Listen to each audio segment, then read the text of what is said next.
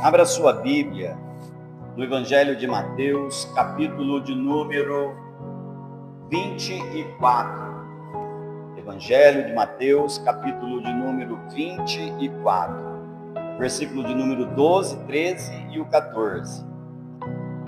E por se multiplicar a iniquidade, o amor de muitos esfriará, mas aquele que perseverar até o fim, esse será salvo.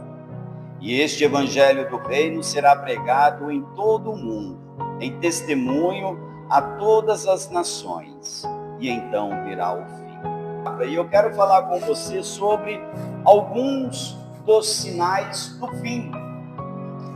Aqui, quando Jesus fala essas palavras aos seus discípulos, ele vem dizendo assim: olha, e por se multiplicar a iniquidade, o amor de muitos esfriará. Quando Jesus está dizendo essas palavras aqui, amados, ele está no monte, ele estava exatamente onde as profecias apontavam. E esse daqui é o primeiro sinal que eu quero despertar você para a verdade da palavra de Deus. Jesus, ele estava onde o profeta Zacarias havia profetizado que o Filho do Homem estaria. Lá em Zacarias capítulo 14, versículo de número 4, vem falando sobre essa profecia. Quando Jesus voltar, a palavra do Senhor fala que os pés dele vai tocar sobre a terra, sobre este monte onde ele estava, quando ele proferiu essas palavras, e o monte vai se dividir em dois. E foi aqui o lugar perfeito, para os discípulos perguntar para Jesus quando seria essas coisas. Jesus responde para eles o seguinte: eles não deveriam se preocupar com a data da volta de Jesus. Eles deveriam se preocupar em se preparar para este momento. E é o que o Espírito Santo vem falando ao nosso coração também, irmãos. Nós vemos as pessoas hoje preparando para tantas coisas na sua vida, As pessoas se preparam profissionalmente. O jovem, quando está namorando, eles se preparam para o casamento. A mulher, quando está grávida, ela se prepara para a chegada do filho. E, amados, por que as pessoas se preparam? Porque eles sabem que aquela data vai chegar. Eles têm que se preparar. A mulher, quando está grávida, ela se prepara para a chegada do filho. E por que ela se prepara para a chegada do filho, irmãos? Porque ela sabe que ele vai vir. E assim também é a vinda do Senhor Jesus Cristo. E eu quero destacar aqui com você, nesses 3 versículos, 3 pontos para a gente refletir sobre essa palavra. Primeiro, o que acontecerá antes do fim? Segundo, quais são os sinais da vinda do Senhor Jesus Cristo? E terceiro, como eu me preparar para este momento? A primeira coisa que vai acontecer antes do fim: o amor de muitos vai esfriar. E por que o amor de muitas pessoas irá esfriar? Por causa do pecado. Por que nós vemos tanto divórcio? Por que nós vemos tanto adultério, tanta traição? Porque o amor tem esfriado. Porque há pecado na vida da pessoa. Olha que Jesus está falando assim, por se multiplicar a iniquidade. O que é iniquidade? É coisa errada, é pecado. Por se multiplicar o pecado, o amor de muitos esfriarão. Então hoje as pessoas estão mais preocupadas em satisfazer os seus prazeres, os seus desejos, as vontades da sua carne, do que se preocupar em preparar para a vinda do Senhor. E olha que quando o Senhor Jesus vier, irmãos, não vai dar tempo para nada. Tá? Ele mesmo fala assim que na vinda dele vai ser como o relâmpago que sai do Oriente e se mostra lá no Ocidente. Será num piscar de olho. Todo ser que se diz cristão sabe que Jesus vai voltar. O problema é que não se preparam para esse momento. E hoje os casais estão se divorciando porque dizem que acabou o amor, mas não é que acabou o amor, é que entrou pecado no relacionamento, e aí acaba destruindo. O amor esfria. Nós vemos hoje também, amados, amigos, amizades se desfazendo. E por que isso tem acontecido? Porque o pecado tem infiltrado e tem destruído amizades que têm durado décadas. E observa para vocês verem, amados, que nos dias de hoje,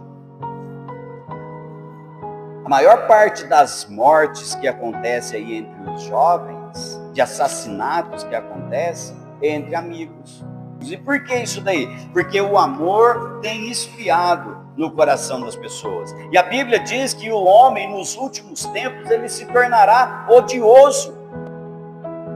E bem, abra sua Bíblia lá em 2 Timóteo. 2 Timóteo, capítulo de número 3.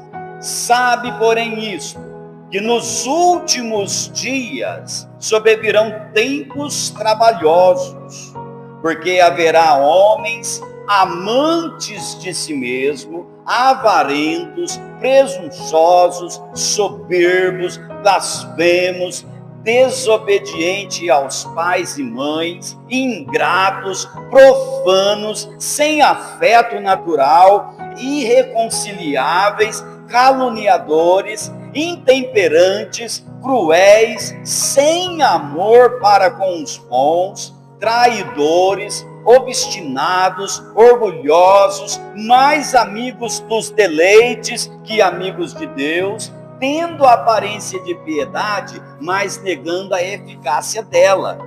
Destes, afasta. Isso daqui é uma das coisas que acontecerá no fim, e nós presenciamos isso nos nossos dias. O falso ensino, e a falta de moral na pessoa leva ela a perder o verdadeiro amor para com Deus e também para com o próximo. Quando a pessoa ela é concentrada nela, aquilo que ela quer é o que importa. Isso significa que o amor no coração dela já esfriou. Ela não pensa mais no próximo, ela não pensa mais no seu semelhante, ela pensa só em si. Qual é o resultado disso, irmãos? Nos dias de hoje que nós vivemos, o problema na vida da pessoa acaba esfriando o amor dela para com Deus. Ela acha que Deus é o culpado, ela acha que Deus é a causa do problema, e aí vai esfriando o amor do coração. Em tempos de perseguição, até mesmo os crentes mais fiéis terão dificuldades em servir a Deus. A segunda coisa que nós vemos aqui na palavra de Deus, que Jesus está dizendo aqui: quais serão os sinais da sua vida? Primeira coisa, engano. Satanás tem usado falsos profetas, irmãos, para esfriar este verdadeiro amor no coração das pessoas. Enquanto as pessoas estão preocupados com sinais, eles se tornam um alvo fácil para serem enganados. Hoje as pessoas estão preocupadas com isso. Elas querem ver sinais. Se anunciarmos aí que vai ter um profeta aqui na igreja, a qual revela o problema das pessoas, a qual traz revelação, Amados, lota de gente. Porque as pessoas querem sinais. E esse daí é um dos maiores enganos que Satanás faz. E é o que eu disse para você. Aqueles que andam em busca de sinais são alvo fácil para Satanás enganar. Quem você acha que fica mais fácil para o diabo enganar? Aquelas pessoas que buscam a palavra ou aquelas pessoas que buscam sinais? Sinais. Porque a palavra não vai mentir, a palavra não vai enganar. Mas os sinais, irmãos, Jesus fala assim que o diabo ele tem o poder de transformar em anjo de luz. Ele tem poder de fazer cair fogo do céu. Ele pode fazer isso. Ele consegue fazer isso. Lembra de Moisés lá diante de Faraó? Moisés jogou o bordão dele lá, o cajado dele ali e transformou numa serpente. Veio ali os magos de Faraó, fez a mesma coisa. Moisés, na ordem de Deus, na autoridade de Deus, fez com que as águas do Egito se transformassem em sangue. Os magos de Faraó fizeram a mesma coisa, ou seja, multiplicaram mais ainda a praga, que Deus havia lançado lá. Se eles tivessem tanto poder, por que eles não reverteram o negócio ali, né? Por que não purificaram a água? Mas não, foram fazer igual. O diabo ele vai sempre querer copiar as coisas de Deus, irmãos. E ele vai sempre demonstrar a presença dele por meio de sinais. E Jesus vem falando aqui neste sermão que nós precisamos tomar cuidado para não sermos enganados, porque o diabo fará tão grandes sinais que enganarão, se possível, até os escolhidos de Deus. Então, as pessoas hoje querem isso. Estão indo para Deus, não por causa da palavra, mas por causa de sinais. Estão indo para Deus, não por causa da palavra, mas por causa talvez de prosperidade. E Jesus fala que você tem que se preparar para a vinda dele. Não fique focado em sinais, em maravilhas, em revelações. Não fique focado nisso não, irmãos. O teu alvo tem que ser, Jesus vai voltar e eu tenho que estar preparado para esse momento. Sabe por quê? As coisas aqui nessa vida são passageiras. Elas passam rapidinho. Agora, a vida eterna é para toda a eternidade. 2 Timóteo capítulo 4, versículo 3 e 4. As pessoas terão comichões nos ouvidos para ouvirem enganos, mentiras. E um outro sinal também que nós vemos aqui, que está se destacando aí, é a prosperidade, a teologia da prosperidade. Isso daqui tem sido assustador, amados. Olha só, hoje o que mais ensina pelos pregadores é sobre a prosperidade, coisa que a Bíblia não ensina. A Bíblia não fala que Deus vai te deixar rico. A Bíblia fala assim que Deus supre as tuas necessidades a cada momento. É bem-aventurado o homem que confia no Senhor, e do trabalho das tuas mãos comerá, feliz será e tudo te irá bem. Do trabalho da tua mão, Salmo 128. Então a pessoa tem que trabalhar, irmão. A Bíblia não diz que você vai ficar rico. Ela diz que aqueles que querem ficar rico caem em tentações e ciladas. Para não sermos enganados pelos falsos cristos, nós devemos entender que a volta de Jesus será inconfundível. Sabe por quê? Apocalipse, capítulo de número 1, versículo de número 7. A Bíblia fala assim que todo olho verá. Todo olho. Não é algo que vai ser televisionado, não é algo que vai ser filmado, gravado, nada disso. Todo olho, todo mundo vão olhar para o céu e vão ver a vinda de Jesus. Não fique na expectativa, a televisão vai mostrar, as redes sociais vai mostrar. Não, a Bíblia está te mostrando, todo olho verá,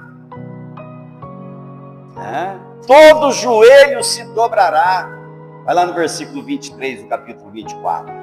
Então, se alguém vos disser, eis que o Cristo está aqui ou ali, não lhes deis crédito, porque surgirão falsos cristos e falsos profetas, e farão tão grandes sinais e prodígios, que, se possível fora, enganariam até os escolhidos.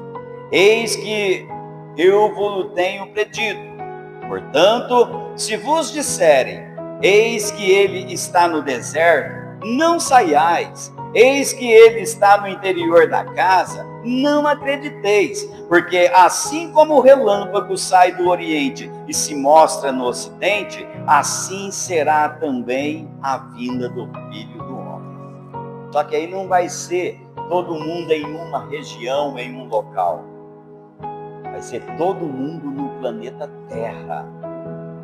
Nós aqui no Brasil, vai ver, os japoneses, os coreanos, na terra deles, irão ver também. Vai ser algo tremendo. Então o falso profeta, ele faz isso. Ele fala aquilo que o povo quer ouvir, aquilo que agrada aos ouvidos da pessoa. Ele anuncia ali que mesmo a pessoa na vida errada, na vida de pecado, o falso profeta anuncia, olha, Deus é contigo, Deus vai te abençoar, Deus vai te prosperar, Deus vai te dar vitória. O falso profeta não é aquela pessoa que anda em pecado e prega a palavra de Deus. Não, ele até vive uma vida de santidade para mostrar que é alguém santo, né? Mas o que ele fala não vem de Deus, vem dele mesmo. É o contrário dos fariseus, né? E os fariseus, eles eram hipócritas. Eles falavam a verdade, falavam a palavra de Deus, mas não faziam aquilo que a palavra falava. E Jesus olha para o povo e fala assim, olha, tá vendo os fariseus aí? Fazem o que eles falam, mas não os imiteis nas suas obras, porque eles faziam o contrário. O falso profeta, ele até mostrava uma vida de santidade, mas não pregava a verdade. Você não precisa morrer para saber o que é a vida após a morte. Você pode viver ela hoje, amém? Seguindo a vontade de Deus. A vida após a morte, irmãos, é a vida que um cristão fiel vive aqui na terra. Só que com uma diferença: lá não haverá choro, lá não haverá dor, lá não haverá perseguição, lá não haverá guerra, lá não haverá lágrimas, lá não haverá sofrimento, amém? O gozo, a alegria será eterna, a paz, o descanso será eterno. Como que eu vou me preparar para esse momento? Não deixando o meu amor para com Deus esfriar, não deixando o meu amor para com o próximo esfriar. Como nos preparamos então para esse momento? É quando eu me relaciono com a vontade de Deus nesta vida, e isso determinará o meu destino na vida por vir. Como que eu vou me preparar então para o momento em que Jesus vier? A vida que eu vivo com Deus aqui, isso preparará a minha vida por vir. Quer ver um exemplo bíblico sobre isso daí? Gênesis capítulo de número 5. Os irmãos conhecem essa história, fala sobre Enoque. A Bíblia fala assim que Enoque andou com Deus. No meio de uma sociedade corrupta, no meio de uma sociedade pecaminosa, no meio de uma sociedade malvada, Enoque andou com Deus. E qual foi o resultado deste andar com Deus aqui na terra? Deus tomou Enoque para si. Então a minha vida aqui na terra, determinado a andar na vontade de Deus, irá preparar, né, a vida futura, a vida por vir. a qual Deus tomará para si. É o que Deus vai fazer com a igreja. Ele vai tomar a igreja para si. Se você quer se preparar para este momento, não deixe o amor esfriar no teu coração. Amém? Não deixe o amor para com as coisas de Deus esfriar. Mas esteja atento àquilo que Deus tem proporcionado para você. Seja servo do teu irmãozinho. Sirva ele com prazer, com alegria, e assim você será grande no reino dos céus. E o amor não esfriará no teu coração. Aquela pessoa que ama a Deus, ela expressa a fé e a alegria na vida eterna por meio do amor que ela sente. Satanás, ele tem tentado esfriar o amor no coração das pessoas, para que elas percam a fé e a alegria da vida eterna. Lembra de Davi quando ele pecou, quando ele cometeu adultério? Ele perdeu a alegria da salvação, perdeu a alegria da vida eterna. E o diabo tem tentado fazer isso daí com muitas pessoas, colocando o pecado na vida dela para que o amor se esfrie e ela perca a fé e a alegria da vida eterna.